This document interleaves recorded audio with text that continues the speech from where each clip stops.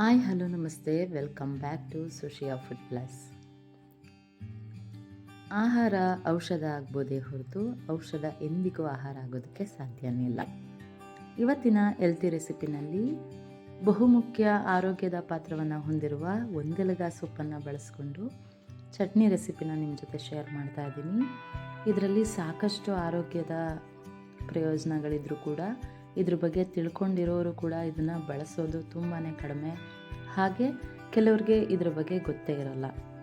So ಬಹು ತೇವಾಂಶ ಇರೋ ಜಾಗದಲ್ಲಿ ಇದನ್ನು ಅತಿ ಸುಲಭವಾಗಿ ಮನೆಯಲ್ಲೇ ಬೆಳೆಸ್ಕೊಳ್ಬಹುದು, ಅಥವಾ ಸಣ್ಣ ಪುಟ್ಟ ಜಾಗ ಇದ್ದರೂ ಕೂಡ ನೀವು ಅಲ್ಲೇ ಅದನ್ನು ಬೆಳೆಸ್ಕೊಳ್ಬಹುದು. ಇನ್ನು ಆರೋಗ್ಯದ ವಿಷಯಕ್ಕೆ ಇದನ್ನು ಬಳಸೋದೇ ಆದರೆ ಸಾಕಷ್ಟು ವಿಷಯಗಳಿಗೆ ಇದು ತುಂಬಾ ಸಹಾಯಕಾರಿಯಾಗಿರುತ್ತೆ. ಈ ಶುಗರ್ ಪೇಷಂಟ್, ಮಧುಮೇಹ ಕಾಯಿಲೆ ಏನಿರುತ್ತೆ, ಬಹಳಷ್ಟು ಇದನ್ನು ದಿನ 1-4 ಎಲೆಗಳನ್ನು ಸರಾಸರಿ ಬಳಸ್ತಾ ಬಂದರೆ ಮಧುಮೇಹವನ್ನು ಹತೋಟಿಯಲ್ಲಿಟ್ಕೊಳ್ಬೋದು ಅಂತ ಸಾಕಷ್ಟು ಮಾಹಿತಿಗಳು ತಿಳಿಸ್ಕೊಡುತ್ತೆ. ಹಾಗೆ ಪ್ರಮುಖವಾಗಿ ಮಕ್ಕಳಲ್ಲಿ ಜ್ಞಾಪಕ ಶಕ್ತಿ, ನೆನಪಿನ ಶಕ್ತಿಯನ್ನು ಹೆಚ್ಚಿಸೋದಕ್ಕೆ ಹಾಗೆ ಮಕ್ಕಳ ಮಾನಸಿಕ ಬೆಳವಣಿಗೆಗೆ ತುಂಬಾ ಸಹಕಾರಿಯಾಗಿದೆ.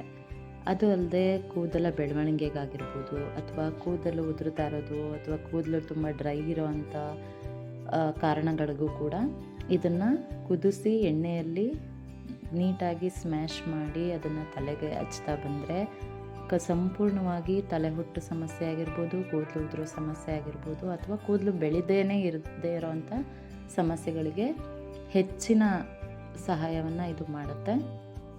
ಪ್ರತಿದಿನ ಖಾಲಿ ಹೊಟ್ಟೆನಲ್ಲಿ ಇದರ ಜ್ಯೂಸನ್ನು ಕುಡಿಯೋದ್ರಿಂದ ಸಾಕಷ್ಟು ಆರೋಗ್ಯವನ್ನು ನಾವು ಪಡ್ಕೊಳ್ಬಹುದು.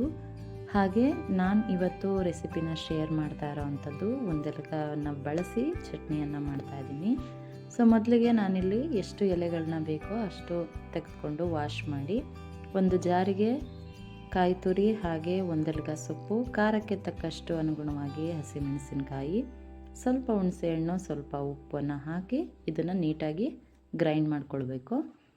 ಗ್ರೈಂಡ್ ಮಾಡ್ಕೊಂಡ ನಂತರ ಒಂದು ಬೌಲ್ಗೆ ಇದನ್ನು ಟರ್ನ್ ಮಾಡಿಕೊಂಡು ಒಂದು ಸಣ್ಣದಾದ ಒಗ್ಗರಣೆಯನ್ನು ಕೊಟ್ಟಿದ್ದೀನಿ. ಒಗ್ಗರಣೆಗೆ ಸಾಸಿವೆ, ಕಡಲೆಬೇಳೆ, ಹೆಸರುಬೇಳೆ ಹಾಗೆ ಒಣಮೆಣಸಿಕಾಯನ್ನು ಹಾಕ್ಕೊಂಡು ಒಗ್ಗರಣೆ ಮಾಡಿದ್ರೆ ಟೇಸ್ಟ್ ಅಂತೂ ತುಂಬಾ ಚೆನ್ನಾಗಿರುತ್ತೆ. ಇಷ್ಟಪಟ್ಟು ಕೂಡ ಮಕ್ಕಳು ತಿಂತಾರೆ. ಒಂದೆಲಗವನ್ನು ಮಕ್ಕಳೇ ಯೂಸ್ ಮಾಡಬೇಕು ಅಂತ ಏನಿಲ್ಲ, ಯಾರು ಬೇಕಾದರೂ ಇದನ್ನು ಯೂಸ್ ಮಾಡ್ಬೋದು, ಇದ್ರ ಪ್ರಯೋಜನವನ್ನು ಪಡ್ಕೊಳ್ಬೋದು. ಪ್ಲೀಸ್ ಇಂಥ ಹೆಲ್ತಿ ರೆಸಿಪಿಗಳಿಗಾಗಿ ನಮ್ಮ ಚಾನಲನ್ನು ಸಬ್ಸ್ಕ್ರೈಬ್ ಮಾಡಿ, ವಿಡಿಯೋ ಇಷ್ಟ ಆಗಿದ್ದರೆ ಲೈಕ್ ಮಾಡಿ. Thanks for watching.